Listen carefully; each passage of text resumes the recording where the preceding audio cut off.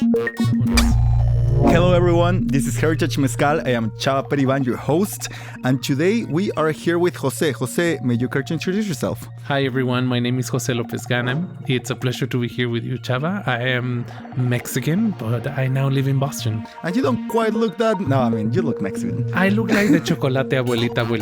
Or the vaquita. Well, you know, if you weigh me, I'm probably more like the vaquita. Oh, good Lord. But I mean, you are a man full of jokes, but at the same time, you are a man full of studies. So you just finished your PhD, or just is maybe like years ago or something like that? Well, you know, let's just put it, I am a professor at Boston University. Grandiose. And I co-lead the Fine Cacao and Chocolate Institute, which is an initiative that came from Dr. Carla Martin, a close colleague of mine.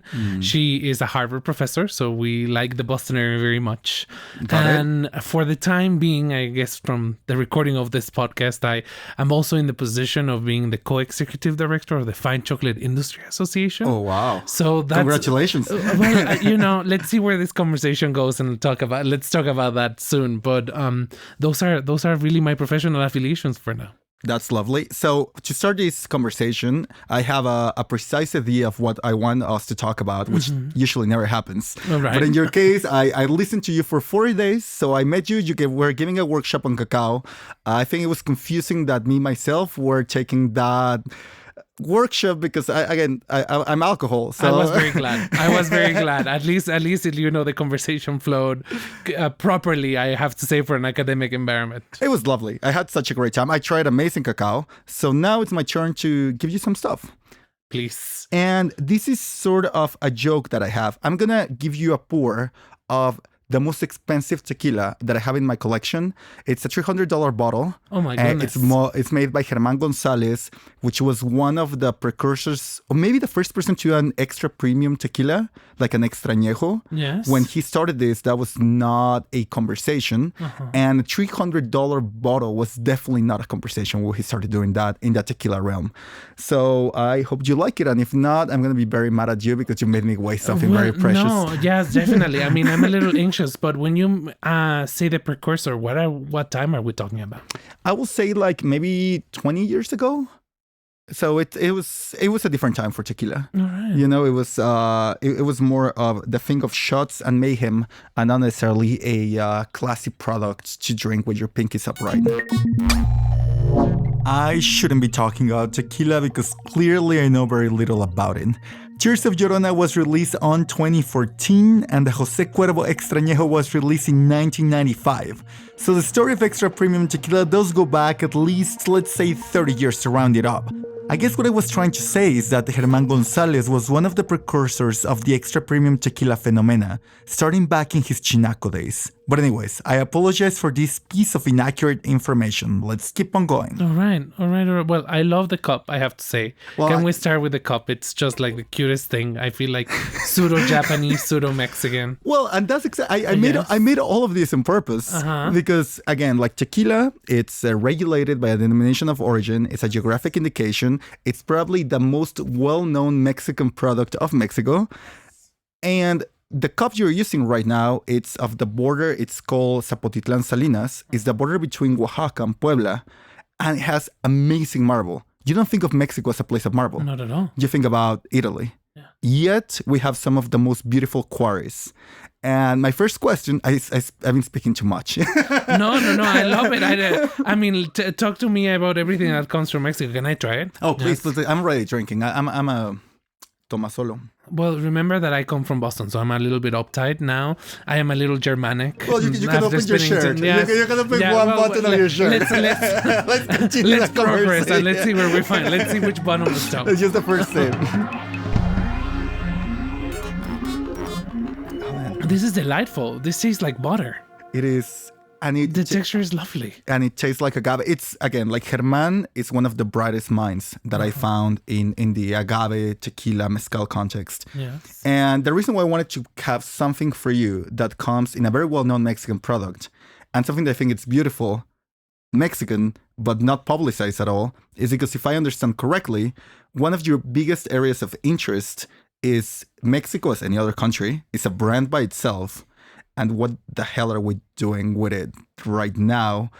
I personally think that we've been getting a little bit better, but not substantially better than in the past. So can you give us a few of your thoughts about this? Well, can I start with an anecdote? Because please do, yeah. I guess I love, like, in my department, they say that I speak like parables, like a Bible, and it's... so please let me make it a little bit more configured. Yeah, one of the things that I like the most about you is that you're okay with Catholic jokes, which I do all the time. Yes. So that was amazing. Well, we were raised in Mexico City, like, and, I mean, we couldn't escape at least some portion of Catholic education. Oh, no. I am very happy of the educational impact that has had upon me.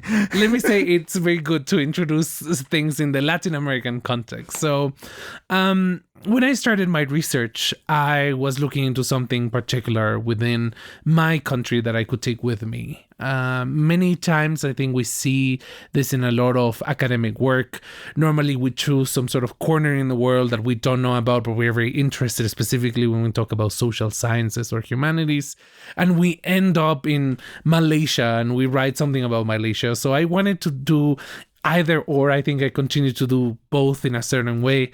I wanted to do something with my country, being in the United States, but I also wanted to do something about the United States, like starting as a Mexican, the US. So like taking advantage of you are there physically and you have all this physical knowledge of your country. So take the best of both physical positions in a way. Absolutely. And it was a little bit insulting too, because there's a lot of Americans come and they're like, now I'm an expert in Olmec culture. And I was like, so what about New Jersey culture? Can I be an expert in New Jersey culture? So easy. So yeah, let me tell you. And there's not much there. I mean, don't worry. It was not going to be a substantial part of my research or conversation. But it was like a double-edged knife, if we can call it like that. Yeah.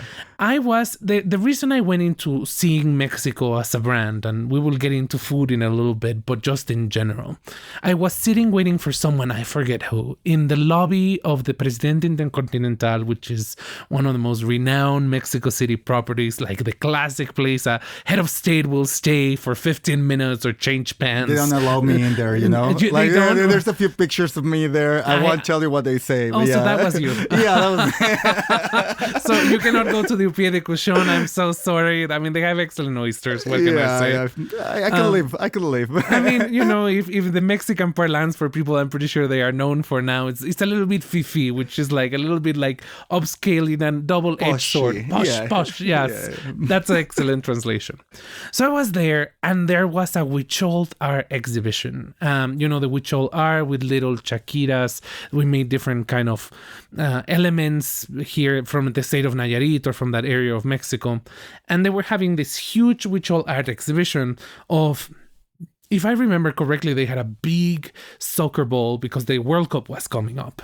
And the organizer of this, the community organizer, which was something wonderful, not to call yourself a CEO of a artifact company, but a community organizer of the Huichol community that was doing this kind of contemporary, not necessarily the usual Huichol art motives, was there. And I started a conversation to which ended by something it has stayed with me for more than a decade, which is Mexico's wealth will come in the near future only by selling its culture. So we can no longer sell pieces of meat, or now with the conversation about nearshoring that has sparked from the latest trade agreement that we have and with the trade war of China and the US, we certainly can sell any kind of raw materials or transform goods. But really the wealth that we were going to be seeing more and more and more was that of selling our culture. And yes, please. No. I just, and because I know you've done a wealth of study in this perspective, I think that, do you have we are a raw material economy in many capacities, or I will say like simple services kind of thing. Now with this nearshoring, I think it's even more insulting, because it is like, okay, now that these skills are so easy to get, now that they've been so optimized and anybody can learn them in 1-2 years, now we can have professionals, which is just, well, whatever. So I don't want to get too much into that. But historically speaking, I mean, we cannot escape our culture. We cannot escape how big our heritage is. how have we subdued that? How did we mute that? So my biggest question is not how do we start selling our culture. My biggest question is like when did we stop selling it, or when was it when we were like, oh yeah, that's worthless or not attractive? Like, do you have a theory of when that started to happen? I don't think it's my theory, but certainly I think I have an approximation. I really like Salvador Novo's book, The Gastronomic History of Mexico City, which basically encapsulates in the history of anything culture Mexico has come from Mexico City. Tequila is what it is because Mexico City decided that tequila was going to be so. Or Mexico City as the seat of power decided that we were going to fight for the penacho over fighting from anything else because it's Mexico City centric. So we reduce, basically imagine like a sauce to the many Mexicos that we could have, the Mesoamerica, the Aridoamerica, and this is seen through a culinary lens, to one Mexico, which was the Mexico that the power laying in Mexico City after the revolution wanted it to be. And it was city modern friendly. Yeah. It was like we are a Chile Nogada nation, and the Chile Nogada is what represents us above and beyond, and any other representation is just menial or subdued to that representation. And I'm sorry to throw at you what I think is one of the most incisive examples of that situation today in Mexico City. Mm-hmm. So right now with all these 50 bests and all these ways of saying which cities are gastronomic hubs, Mexico City ranks really high. I was seeing 50 best bars, 50 best restaurants. Man, we have sometimes even close to Paris or London or just places that, they were the all cool kids. Now we're right up there. But for me, it's so bizarre because most of the really fancy, well-respected Mexican restaurants, they are more like Frenchy Mexican. They're European Mexican approaches. I know just one restaurant, Maíz de Cacao, which is a significant research exercise of going to Huasteca Veracruzana, going to the mountains and exploring the gastronomy richness there and making a restaurant that's a consequence of that research. I don't know any other ultra specialized restaurant in Mexico City, and especially not the fancy ones that are doing such an approach. I find that maddening. I don't know what to say. I mean, this tequila is going to start speaking, so yes, please everybody forgive me. I went to the Culinary Institute of America for my bachelor's degree. That is the place that produced Enrique Olvera in some way. Enrique Olvera is much more than the CIA. But of course... Than the CIA. I love that it's a CIA. I did went to the CIA, which is the Culinary Institute of America. But before I went to the Institute of Culinary Education, which is ICE. So as a Mexican, to have survived both, I can tell you, I know things. Roy, if this studio gets attacked after this man leaves, we know where the aggression is coming from. Maybe you will get a rain of bullets of bechamel or something like that, but don't worry. But just seeing it through that lens, I come from the culture that generated this. And let me talk to another parable. I was a tour guide at the CIA. I one day toured the head of Brooks Brothers and the Cola Vida olive oil empire, which we don't have. I think we have here some in Mexico. And the president of the CIA invited me. And he asked me, Jose, what are you most interested in? And I was like, I'm really interested in Asian cuisine, specifically Japanese and Chinese. And he was like, why? You're Mexican. And he's like, haven't you learned that Enrique Olvera came here and then went back to Mexico and mastered Mexican cuisine in order to make it presentable to everybody? I mean, mastering is a big word for what I've seen, but whatever. I mean, not a cocinera tradicional mastering, but you have to give the guy some credit. I mean, today... No, I give him a lot of credit. I'm sorry, I'm being an asshole. No, but I have to say, he was the first one to... and I had been to Cosme in New York City I went and stashed there. I went and did some trials. I never stayed. I went and worked in chocolate after, but I was like, he's the first guy that in many ways justify a $50 plate of guacamole. And I was like, God bless him. I don't know if it's great guacamole. It's certainly not fonda guacamole that we normally get in, every now and then being son of middle-class Mexico City dwellers. But I have to say, okay, this is something. But the fact that we are reduced or we are put into the ideas like you are Mexican, you have to do the best Mexican thing without necessarily asking if by the positionality of being in an international school, we are the best positions to do that, right? So I then started to question is like, okay, so I'm coming to an international school to learn how to cook, but then my responsibility is to go back to my country and in many ways portray Mexican cuisine the right way. I was like, as you said, it's like, aren't there already people there that will know how to do this better?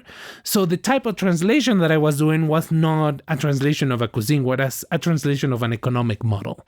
And that's when the value of Mexico as a culture comes in, because I'm using Mexico to make money. I'm not using money to make Mexico better. Well, okay, I want you to unpack that a little bit more for me, because those are big, intense words. Please do take a sip of tequila Let me make Mexico come into me. Because I think these days, and it's been even bigger lately, especially in this city, now that we have all these people from elsewhere realizing that this is even more appealing than Paris for many, many reasons. And now we've been flooded, in a good way, I like it, by Americans, Europeans, all kinds of peoples.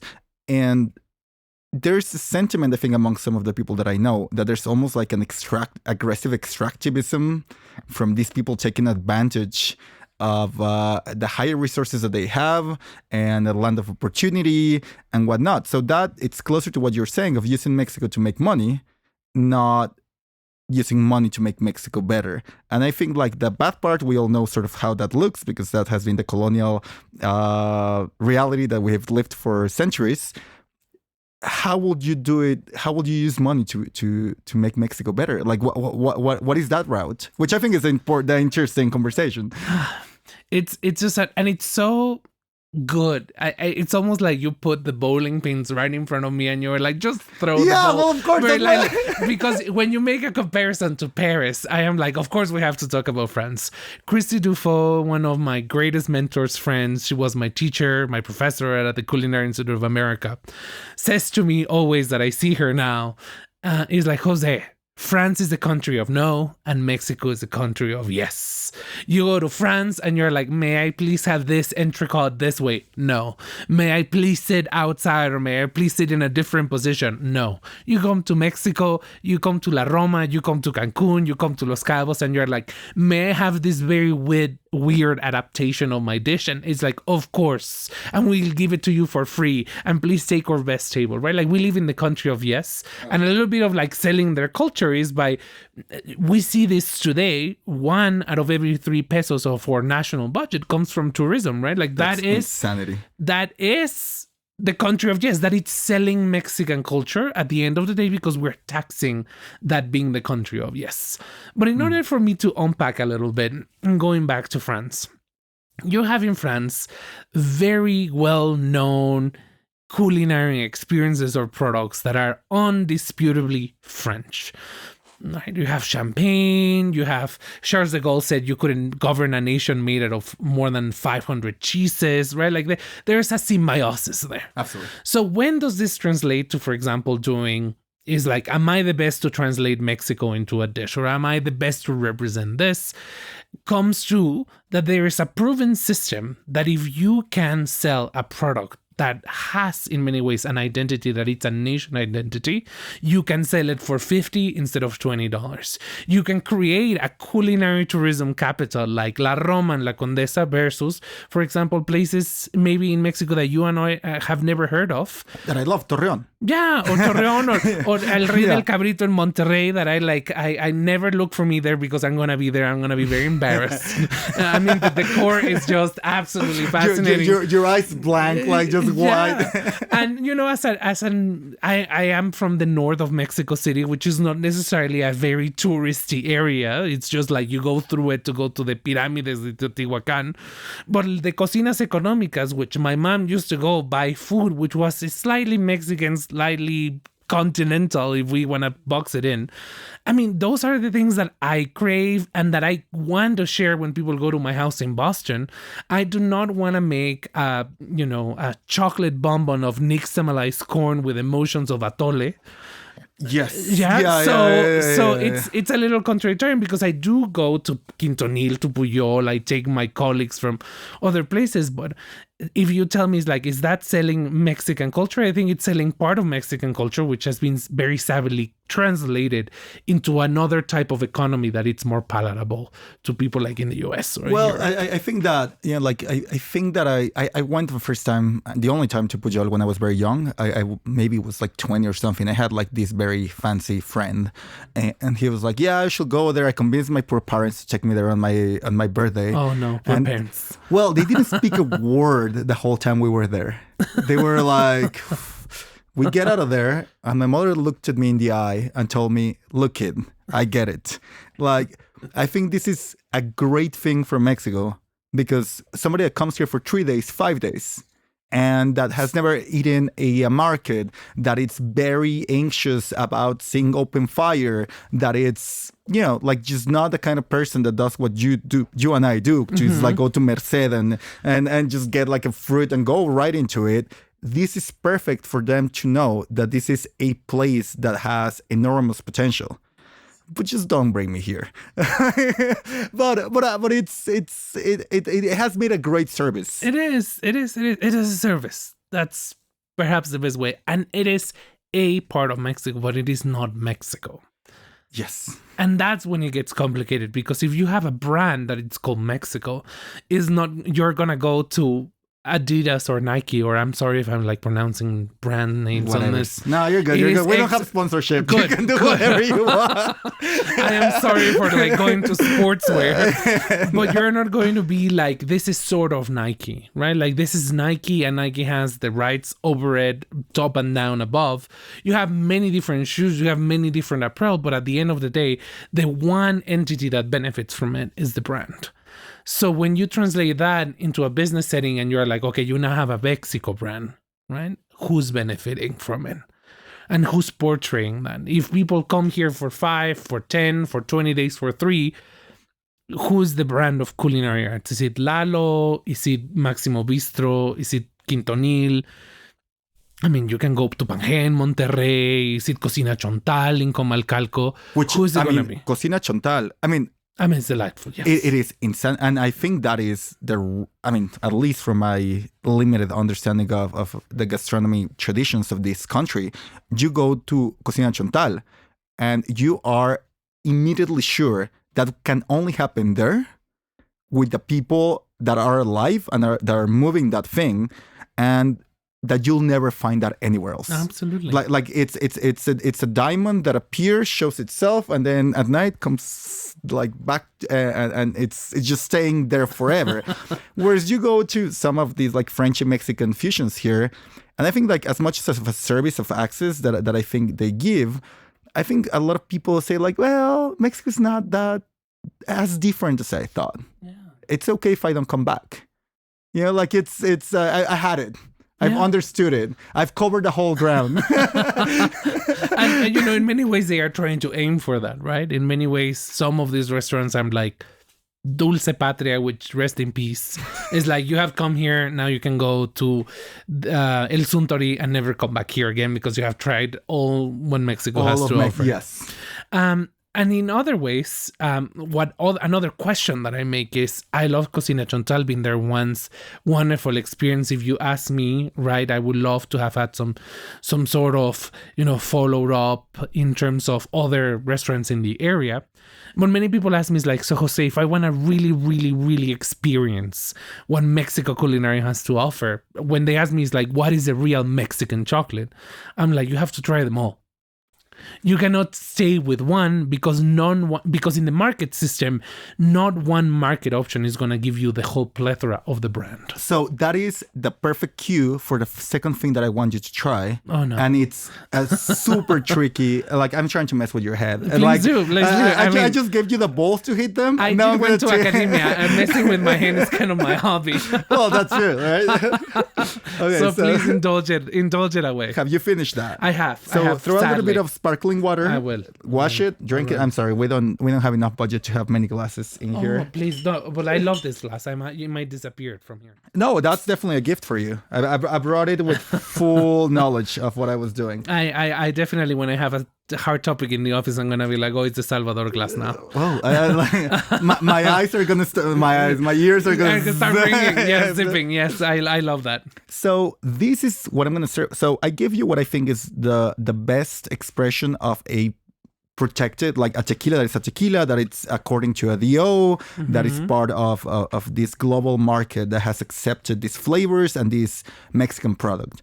Now what I'm gonna give you is a tequila naveber, so the plant, the species that it's allowed by the tequila, the CRT, the regulator of that will give you the chance to use the word tequila on your bottle. So it's the same species, but this was distilled in probably one of the oldest distilleries of Mexico and produced with Asian alembics, or like Asian technology. Some people call it like the Filipino steel, some people call it the huichol.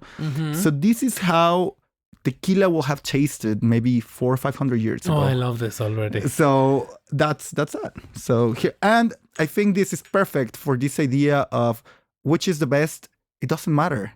You have to try them all. It's like Pokemon. Catch them all. Like it's exactly like Pokemon, right? And what you want is not necessarily to try them all, but now the problem is that now you can only catch the more powerful. If I remember my Pokemon correctly, I love this. If I can only, I mean, please, take it with a grain of salt because it has been it's a while since I Pokemoned, but you have like a limited number of little capsules that you can capture the Pokemon, so you really have to aim for not like catching the lame one, right? Yeah. The one that is just shaking, it's not attacking anyone. Exactly. Yeah. So please do not go to the like 5-star hotel restaurant because it's most likely going to be like the soggiest cheese omelette that you have ever had. Very expensive, but that's the soggy Pokemon, right? Yeah. So you really want to get into that Cocina Chontal, which you really have to know the who's who to get seated in there, not because it's very difficult, but because it's the whole construct of the state of Tabasco. Or you have to like wake up at 3 a.m. to get that reservation at Puyol at a decent time that is not 2 p.m. or 11 p.m. right? Yeah. Like that's the Pokemon of food. No, but I think it's lovely what you say. It's like right now we only have the chance to catch the powerful ones, like the Mewth and the huge ones, and then like all of these smaller Pokemon that were amazing, we don't even see them. Yeah, they're like hiding in plain sight just because they don't have enough resources to say like, hey guys, we're here. Yeah, or even if you can catch it, because it's also an element of control, like the Consejo Regulador, like the regulating council of tequila. There's also an element of control of who gets to be a Pokemon, right? Because that is you're just like a animal. You're a plant. A plant. You're breathing, you're having some sort of photosynthesis, but really you do not fit to be a Michelin star, right? That is very correct. And you even not, let's do not bring the whole entire hedonism from abroad. Let's forget about that there is a list of the 50 best. Let's just try to like forget with this tequila that, there's the Michelin star guide coming our way in very little. Let's just talk about our own prejudices as Mexicans, right? It is, and I think the context that you work at, it's one of the ones that shocked me the most. How do you feel about this? Oh my God, this is so sweet. It is insanity, right? It is. I mean, it's dry. There's no like sweetness, but there's so much fruit in here. It is. Isn't it like the fruitest? I brought this because the first time that I tried a proper chocolate made out of proper cacao, it was almost like a similar experience to me. It's like, this is so fruity. Mm-hmm. This has a whole plethora of flavors that I will have never connected with cacao. No. So for me, this is also like a way of experiencing agave that I just had never or agave azul that I had never quite encountered before. It's delightful. It's guys. It's weird. I hate using the word funky because that's where you put like everything that tastes like mold nowadays in natural wine. But I just heard the songs that says, Ritz, you don't have funk if you don't have a soul. So that's the way I use it now. I mean, certainly we can get poetic and say this. This definitely is not your Patron tequila. Here it goes. I apologize for the brands. I mean, I'm pseudo-American, so I'm getting shallower and shallower by the second in terms of my tequila options, and that's what you see everywhere when people get renowned on that. So this is definitely like the other opposite in terms of typicity. Like, even the Patron, like I think again gives a service. It is an option that provides a service and access to this material that it's 100% agave that has. I mean, the engineering of the Patron's distillery. It's a thing of beauty. Yeah, I think it's wonderful, but it's not this. And I think that is what I find the most appealing about the argument that you've been constructing. That is, it's impossible. Which is the best? It's not. And it's interesting because 50 best bars, 50 best restaurants, 3 stars. It's so quantitative, and it's not. It's almost like you're getting a 10 out of 10 experience. What the hell does that mean when you have like something as personal, as an intense, as being transformed chemically by stuff that you're putting inside your body? Like, why give numbers to that stuff?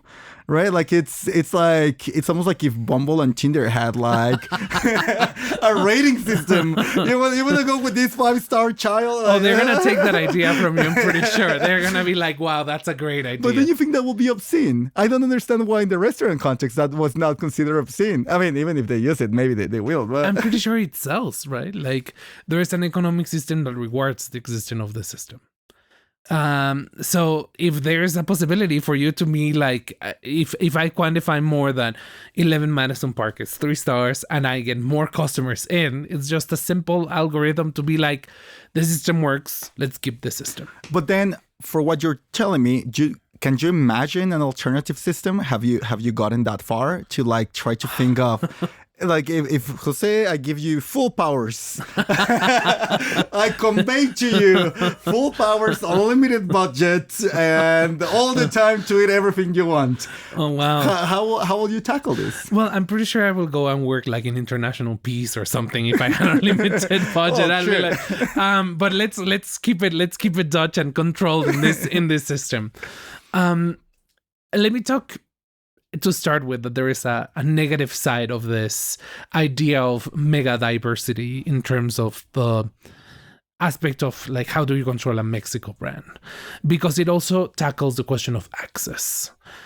I have access to Cocina Chontal. I am very fortunate to have a job that, as a matter of fact, brings me to Pujol, paid by other people, and they're like, Jose, let's go to Pujol because we're doing this, or maybe I have a relationship with some of the people that work in other restaurant groups that are very renowned in Mexico, and I end up and I have access, and it's wonderful. I'm pretty sure Chava, you also do too, and you end up having one of the most wonderful bites, perhaps for free, reduced price, and a very repetitive basis. I do happen to have some luxuries, not in the Pujol, but in other places. I do have access to nice alcohol. And not an Intercontinental, apparently, because you cannot get in there. We'll get to that later. But who of Mexico has access to what we now consider unofficially part of the Mexico brand? Oh, that's amazing. So who has the access to buy the wonderful tequilas you're sharing with me here? Who has access to, lower the item of Pujol, but to actually go on a quest, perhaps on the middle range restaurants that are offering this idea of a genuine, authentic, peer-reviewed Mexican cuisine? Well, and highly difficult to access ingredients, fishes that are traveling the country overnight to be able to be as fresh as possible. All of that. Exactly. And, to go on a quest to say, like, my objective in life, as spiritually or as economically as you want to make it, because it fills your soul, because it entertains your wallet, is to go and taste Mexico through all the almejas chocolatas from the Sea of Cortez. Or my objective is to really try all the diversity of chocolate and coffee offered by Veracruz and Chiapas and Tabasco.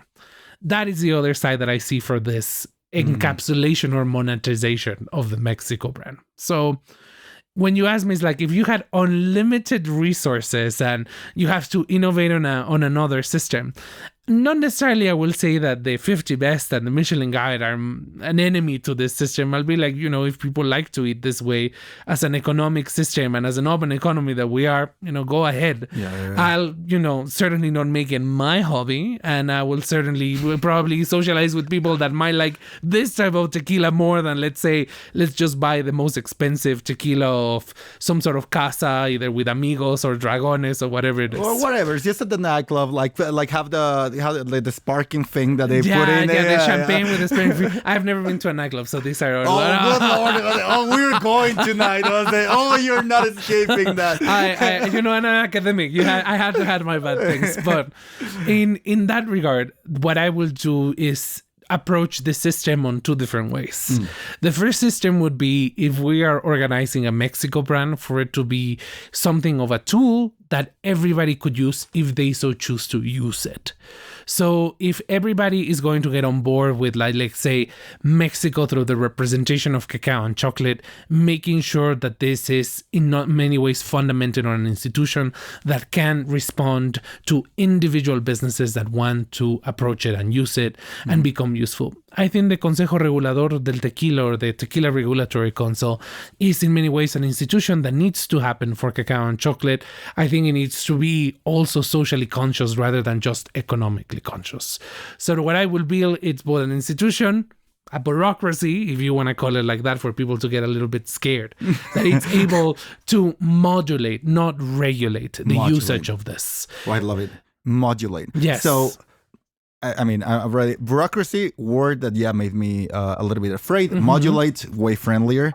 So I think that the biggest danger to making a brand of Mexico very available is low quality products. That is the biggest enemy, right? Because if somebody eats something that says Mexico and it's absolutely and surely incompetent, then you don't go back and you don't drink or eat Mexico again. So this modulation, I think maybe has many brackets to it, but specifically in the bracket of ensuring that there is something. And again, like this was a big part of your workshop. Even the idea of what is fortunate chocolate right now or fortunate cacao is still a conversation, right? Like there's still a lot of things to know. Why is this higher or highest quality than others? So how do you modulate that? Well, first and foremost, I don't think that any kind of ranking system or modulation system would allow something that it's low quality. What is worrisome to me more now than it was in the past is to be safe to consume, right? And to be safe to consume. Really? That's your biggest. Well, as a purist, I'd be like, no, it needs to be from this one hill in Tabasco, but the more and more I learn about food safety and food technology with my peers on that side, the more we hear about sensationalist takes on the issue of heavy metals in cacao, the more I assume it's like, okay, so we need to really spend that and a good time thinking that quality is also safety. And, you can include even items that are important for Mexico, that it's the topic about health and obesity that we have in Mexico. So taking account that a quality product needs to be included, even if we have a modulation rather than a regulation.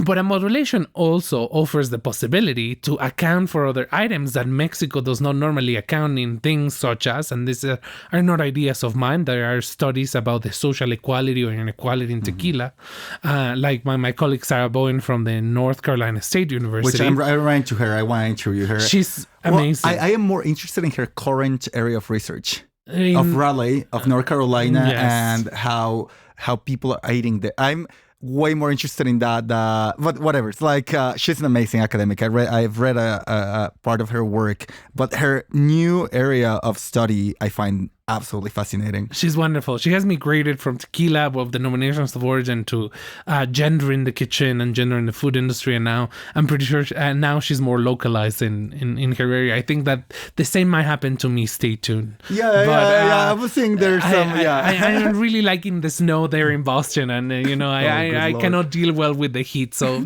stay tuned for that. Okay, now but you were saying like there's this social and economical inequalities that are a undeniable part of tequila, a undeniable part of berries in Mexico, avocado. Cacao is not the exception. Not the exception, and not the exception in the world. We shouldn't feel so special in Mexico that we're like unequal, right?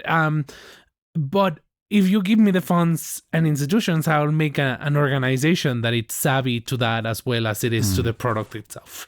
So when I also call modulate is that we don't want to make an organization that it's prohibitive in the way that people reach that savviness. So if we have consumption of cacao and chocolate in the streets of Tabasco, in the street of Chiapas, in other places of the Mexican South, we should be able to provide some sort of within that brand an experience to people that will have it as a food, that will have it as a nourishment of every day, as we will possibly provide it through someone that it's enjoying a $25 bar in New York City or in Boston, for that matter. And I think the biggest, and I don't know if the biggest, but a tremendous advantage to that is you are forming the palates of the chocolate makers, of the mezcaleros, of the tequileros, or of the farmers of tomorrow. The person that grew up, and I always say this, like the moment that mezcaleros stop eating high quality tortillas, mezcal dies because their palate gets flattened, and that's it. It's gone.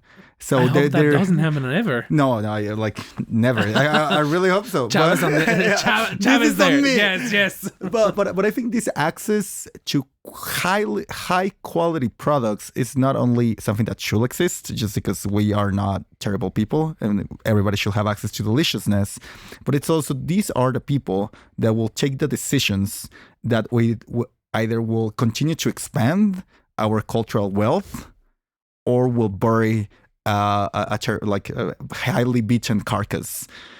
So I think I had never thought of this in the way you're framing it, but yeah, absolutely. And I would love to make such organization happen. It doesn't mean that we all need to hold hands and sing Kumbaya on the same table. And we should love one another. Roy, please do a dramatization of everybody holding mezcaleros cacao. Because everybody, when I share this vision with our peers in chocolate, they're like, "Oh, Jose, but you're a diplomat. You get along with everybody. This is business." And I'm like, I don't want everybody to give a group hug. I hate camping. I hate group hugs. I want it to the matter, and I want it to be financially successful for you, but I don't want to be a death sentence for other people. Right? So this is not so much as like sharing flowers and kisses or hugs with everybody. This is about making it, the system works in such a way that cacao does solve some actual inequalities, that chocolate production does solve actually some tender spots in between sectorial coordination, and then we all go home and I will go with you to Maíz de Cacao and someone else can go to Pujol and we're all happy. Because we're all eating amazing stuff. Yeah. We're all having the experience we need and we want. And you're different people in different ages of your life, in different months. You have different invitees, different people you need to host. Some will be happy in Pujol, some will be happy in Maíz de Cacao, somebody will be happy in the fondas, in the street. And Tox that has excellent chocolate these days. That is my dream. Right, like Tox has excellent chocolate. People don't know what Tox is. Tox is like a diner, like a very normal diner. Yeah, it's a chain. It's a chain, and I think calling it a diner is on point. Well, yeah. Well, it's like a more refined IHOP. Yeah, that is where your mother takes you after your soccer practice because she has been in the office. She has to go back to the office, and what you want is are they called the fried potatoes in the shape of letters? Like it has changed. Now it's actually expensive, huh? Tox is expensive. To eating Tox is not cheap. Goodness. I'm super surprised about Where that. Where is the world going? Seemingly to bad places. Oh yeah, but I would love that. Yeah. Definitely. And, I took, to avoid any kind of brand name dropping anymore in this space, I went to a very famous bookstore / chocolate place here in Mexico City with my family, right? And we were browsing and I was like, oh, this book is really good. And, the chocolate bars made there are very expensive. So my uncle, for the love of God, saw the price on the bar and was like, oh, God, what are they make it with? And I want my uncle to be participant of the Mexico chocolate brand if he so wishes to at the talks, because that space, maybe that philosophy, maybe that neighborhood, that price point to start with, is not going to be something that him as a middle class Mexico City man could have access to. But tequila has managed to do that because he will definitely have a good Don Julio, right? Well, you can have a Herradura Blanco or a Siete Leguas, and you can still order a bottle of that at La Cantina, and it's not outrageous. And it's he's still Mexican, right? Like he's participating in the Mexico brand. Yeah, I mean, there's a whole... Okay, I mean... Yeah, I think you just hit the nail in the head with the conclusion, Jose. Like, you did. Please share the recording so I can write it down and write an article. Yeah, no, I fully agree. And I think like there's nothing else of value that I could add to this.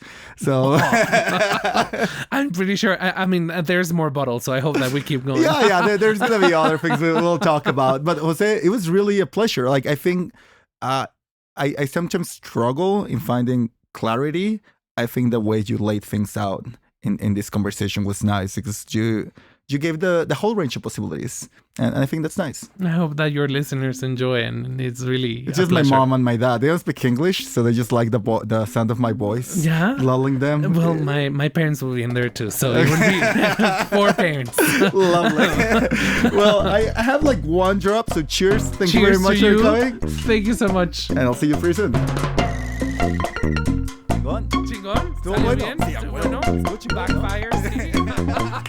I wanted to end this episode talking about a restaurant we mentioned a few times. Cocina Chontal is located in Comacalco, Tabasco, and it has been one of the most memorable meals I've ever had. I can't recall the specifics of it though, because it was so good that I felt like an opossum that has been blinded and paralyzed by the bright lights of an oncoming car, but believe me, it was a thing of beauty. All songs of the music were crafted by Roy Sierra. Let's make the Mexico brand serve our artisans and not the other way around. Nos vemos al rato.